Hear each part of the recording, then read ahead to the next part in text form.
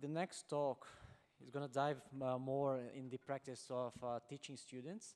In particular, I think that's something that I get we have a lot of educators in the room as well. The struggle is to talk about principles of typography to people that are just starting to understand what design is. So I think that when you're trying to think about create a font or something like that, it's too overwhelming. So I think Rolf's presentation is going to tackle in a way that shows how you can talk about principles of typography without necessarily talking about type design itself. Rolf is a lecturer at the University of Newcastle in Australia. And he's an award as a graphic designer. He won TDC awards by his work as a graphic designer. So I think that perspective as well tells like how we can make the bridge between typography and graphic design. So, Rolf King, stage is yours. Thanks.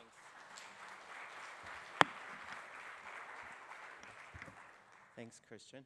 I'd like to, I need a controller, hit off, share some of my ideas on how to use negative space.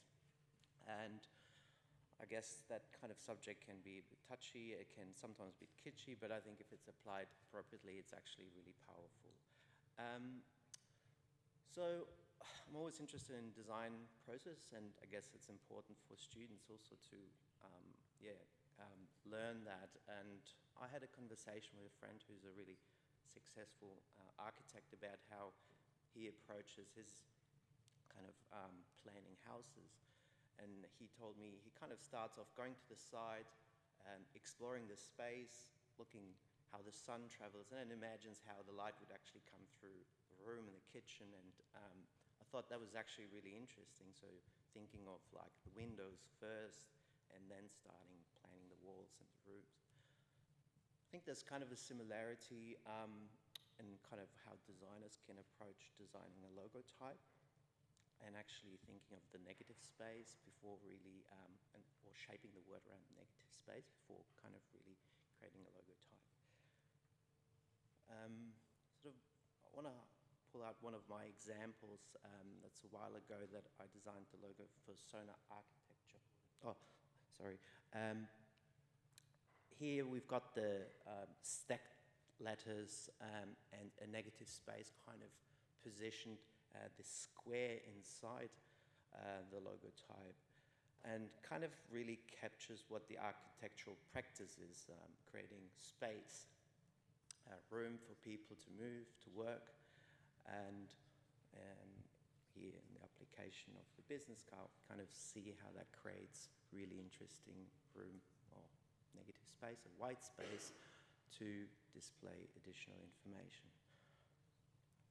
I think when it becomes really more powerful and interesting is that this then becomes a device. For example, when we look at the website that one of our students was developing, Lockie College, we kind of see how this becomes a really dynamic device with a negative space contracting and extracting. It's really a great feeling once you get a client successful over the line and they really appreciate your work. It was a great feeling. It's kind of one thing though to do that and accomplish this in your own practice, but it's another thing to work with students and try students to get aware of utilizing negative space. In our sort of early stage foundation level at the University of Newcastle, often we ask students in an assignment to develop 2 visual directions, and they have to develop a logotype. Often I'll pull out a similar slide like this and ask them kind of to describe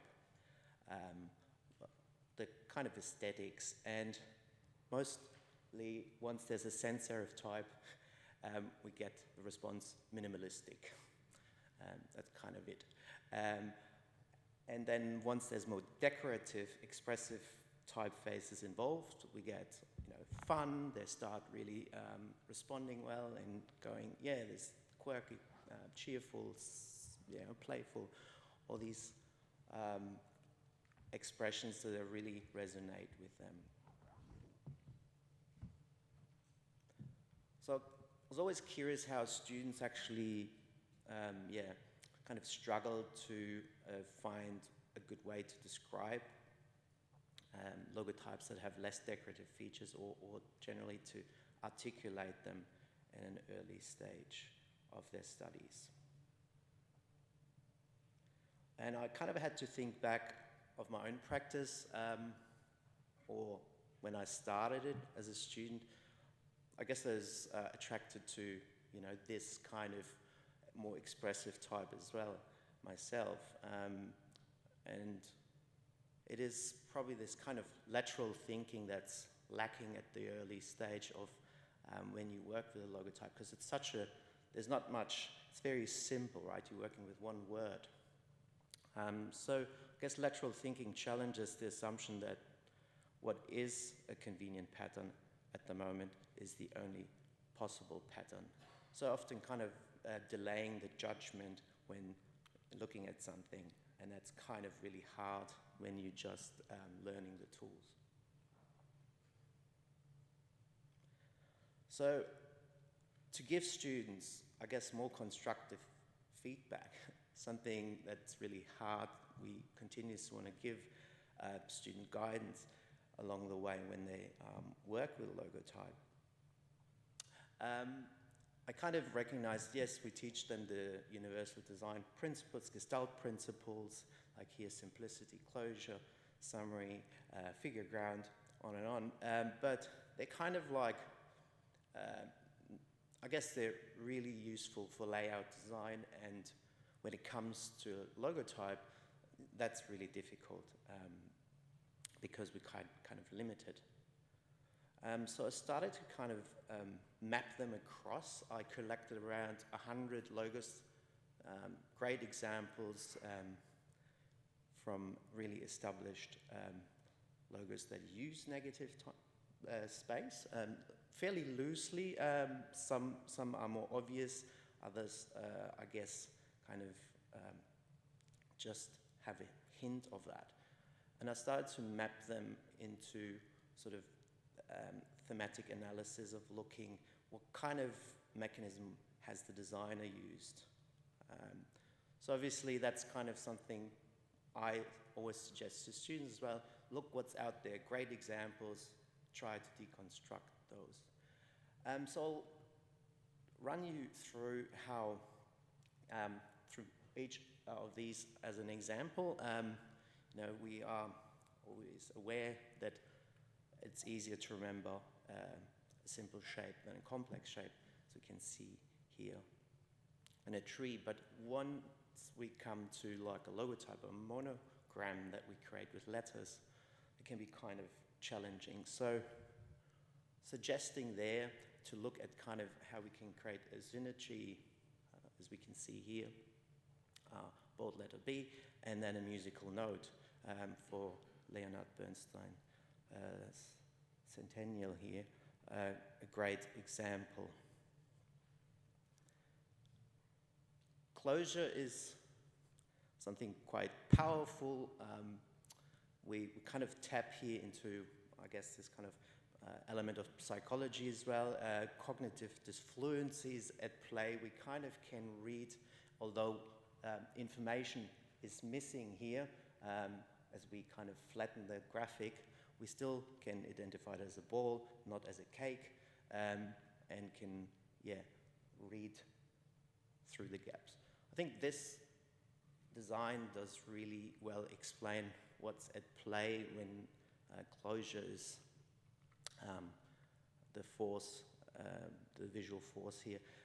That is actually a reduction, a form of taking things away rather than adding. And that's something that a lot of students, I guess, tend to do. They rather go, I want to add more. I'm here, I need to do more, rather than taking away. So, I think this is amazing to see how an existing graphic that we're all familiar with can, by adding or taking away here elements, reducing the Nike logo turns into New York City Nike. So I want to show a student example. Tonya Chan has just done this for a book, a fictional brand, a logotype for the two-story bookshop. We kind of see by reducing, applying reduction, we then get a staircase and graphical devices that help to roll out a lot of very playful and interesting elements. As designers, we're quite aware that level of balance and something that is symmetric feels very complete, but not always easy to accomplish with a logotype and characters, I guess. So there is this element of, I guess, autonomy at play with characters, but also this analogy of the human body, and being playful there can be actually a really nice way to utilize the symmetry. So just want to run through, I guess, some of an iterative process of a student project. Beth and Lewis worked on an e-comics distribution platform for comics, and they tried to implement a level of, or explore how negative space could be utilized, and we see sort of different attempts. Eventually, we all agreed that the center bottom capital E is kind of shows some kind of human features, and by really just playing around here, they managed to create that character utilizing negative space, creating this kind of quirky character that then allowed them to change the messages or create individual avatars for the online users, right, to create their own kind of character, and additional features for posters. So that's the most obvious element that screams at you. There's, negative space is this relationship of figure and ground, where the eye just needs to read what's in front to distinguish it from the background. Obviously, that's probably the most prominent logo that does this really well by just reducing the space here. We can see the arrow between the E and the X and FedEx. So sometimes in a typeface there can be something extremely novel that can be just extracted, or we can create, I guess, a type or characters that has very novel features. To show you kind of an example here, this is a collaboration between students and the Hunter Retrieval Service. They're the doctors that are on rescue missions on the helicopter, so they actually don't really have the department. They're always on the go, technically. Their uniform looks like this picture up here. We kind of see the outline of New South Wales, and then a pulse line, and we see a lot of little detailed information. It's actually cities to make up the map. And then we do see this blue patch. That's the area they cover for their rescue missions. And the doctor said they would like to, they struggle really when they get somewhere to be identified as the doctors and not as the pilots or the rest of the crew. And having, we came up then with something more, I guess, that is obviously medical service, or speaks about being, doctors. So we used the postcode, 2003, 2,300 to 2,399, and just kind of deconstructed the 2 and the 3 to, I guess, have that emphasis of the local service that hunter retrieval service provides, and given them a kind of a device that speaks to the medical service, but also is connected to the local community. So kind of utilizing the negative space of a 2 and a 3 here.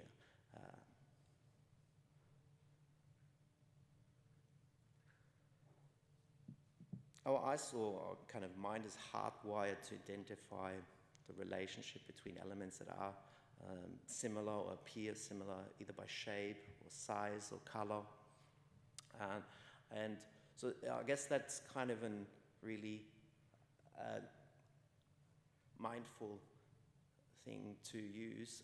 This can happen by simply sometimes changing the orientation, either by character or in this time we'll just or change the orientation of our head and look at it differently. You can see how this then successfully shows this human skull.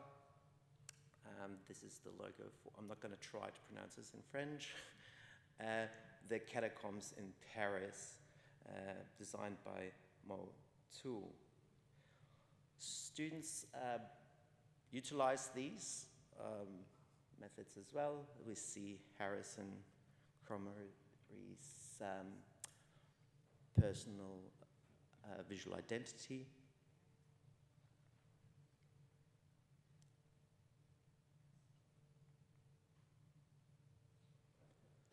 And one of the, I guess, very obvious elements that we do as graphic designers every day is arranging, dividing, grouping elements. But I guess in terms of a logotype, that can be quite challenging. I thought this is a great example to see how, or explain how here proximity is kind of like in this tension between of division, proximity, but actually what you do or what designers do, I guess, dividing things up to create new things. So we can see a negative space H in the arrangement of those 6 rectangles. Or, you know, we can read into these as well. Is it a bookshelf? Is it a window?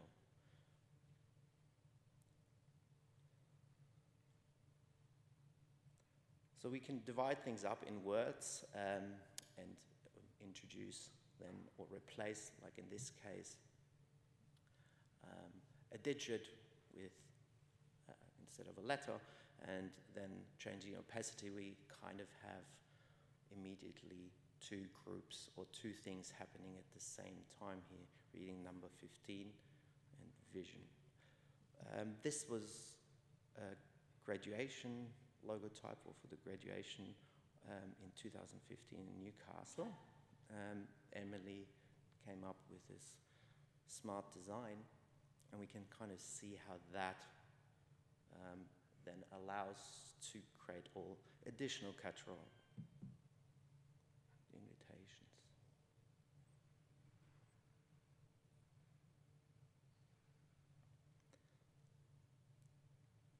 The human eye, I guess, comfortably usually tries to follow some kind of path and creates kind of a flow rather than dividing things up. And there's a level of ambiguity involved. This is a great example, the twins logo. I think it sort of really neatly integrates the number 2, or kind of has both of them simultaneously in place. Showing quickly here to kind of explain how students have implemented this. A group of talented designers did their graduation show for 2023, creating this ambiguous design by toying around with the letter N and the letter W, so converting it into the 23, allowing them to create this kind of neat arrangement. So Izzy, Cassie, and Ash, Angus, together with Wayne, who helped make this typeface actually a functional typeface, as students started to iterate and implement these designs, which allowed them to come up with, I guess, custom messaging.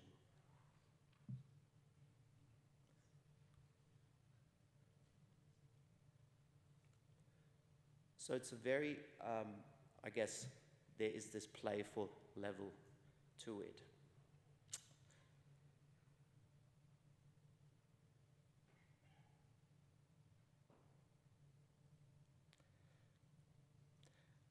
So I guess I would like to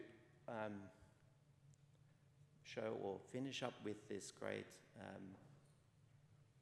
sculpture by Fred Edekins, where I think it's kind of really visualizes how complex working with negative space is, on how a level it's kind of abstract. But it really is allowing a designer to create a logotype with negative space can have this dual meaning. And that's, I guess, kind of real value with a simple, very, I guess, basic form to have this kind of double meaning expression, a logotype. Okay, and yeah, thank you so much for your attention.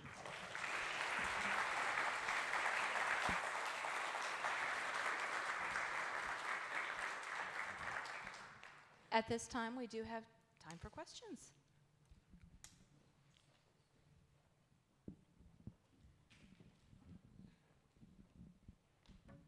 Thank you. Thank you very much for the presentation. I wanted to ask this interesting intelligent work between the negative spaces, and when you design the logo, how do you reach to the balance where you see that, okay, now someone can see like in few seconds and figure it out that this is 2 and 3, and then reduction, adding things. So it's always hard to explain students also. How do you reach to that stage? Yeah, I guess there's also this point of like using these or using the term negative space is fairly loose, I think, because in a 23 and the NNW, there's not really negative space at play as much. So I think I usually recommend to not force it and just kind of trying to use that as an opportunity to look things around the characters or opportunities and, you know, twist and turn and flip in all direction until something maybe reveals itself. And we were lucky that that was the case here. So I think, you know, there's a bit of luck that plays into it. But yeah, you're right. Not everyone actually recognizes that either, that's, you know, connected to the 2023. And I think maybe that's, again, this kind of, we talked about time a lot today. Maybe it's just, that's okay. Some people might, after a while, recognize it and go, oh, that's because of that year. More questions? Oh, no. Ralph, wonderful, wonderful. I'm interested to know, with that type of learning, where does it fit in the curriculum when we talk about, say, we've got typography blocks and we've got identity? Where do you guys fit that into the program? Where does it sit? Yeah, good question. I think it's usually towards the end of, or the middle of, you know, the curriculum, sort of second or third year towards the end. So I guess we're very lucky because we have Wayne being, you know, on board with our program, and Christian as well, over the last 10 years, contributing a real kind of strong emphasis on typography. So I think we have, a, you know, first, second year, a very strong foundation there, and then that allows us then, I think, being more experimental or playful and look at those kind of concepts in a third year, second year level, where we actually look at branding particular because we believe that there's a lot of job opportunities, and we at university are having to make this case now very strongly, like where do students going to work? And that's where we're trying to make that connection. It's like type is at the core of every brand. And yeah, I hope that answers the question. More questions? Are there any more questions? There was one. Hi there. Thank you for the talk. Other than your amazing, presumably, book that's going to come out soon, as a student, I'm always looking for, new tools and resources that I can learn from. You have any top 3 books or websites or anything where you can sort of go to learn this sort of stuff or better understand it? Yeah, good question. So I think this kind of came through not having much. I think there's a lot of books around branding, and there's a lot of books that have a collection of established brands, but actually there's not much that basically talks about the in-between. So yeah, I don't really have a short list of books that I can point you to, but I'm happy to have a conversation with you maybe afterwards and point you in a few directions. How you going? I'm a student. Thank you very much for that, by the way. First year student. So my question is, I'm very literal or analytical visually. What have you noticed with students on their approaches to improve their analysis or understanding of negative space, as opposed to looking at something and then prompting themselves to search for it? Have you found anything that helps your students come into it looking at both spaces, if that makes sense? Yeah. No, I think it's kind of like, as I've sort of shown in the beginning, I think as you learn the tools, it's just really, you're very attracted to use pretty much the whole range of what's available on Illustrator or in design, and just do that. And I think it's great as well that students actually do it. With trying to, and also I think you can never force that there's actually something with negative space, because it sometimes just doesn't work, and you have to realize that as well. So the best approach is trying to kind of exhaust an idea, and really, I mean, there's so many typefaces out there. What I would do is just have that word literally written in every possible typeface that you can get your hands on, and try, what the typeface offers already, rather than starting to create your own typeface at that early stage. I think that's kind of what I realized with students is helpful advice, so they don't, trying to create their own typeface straight away. It's a bit hard.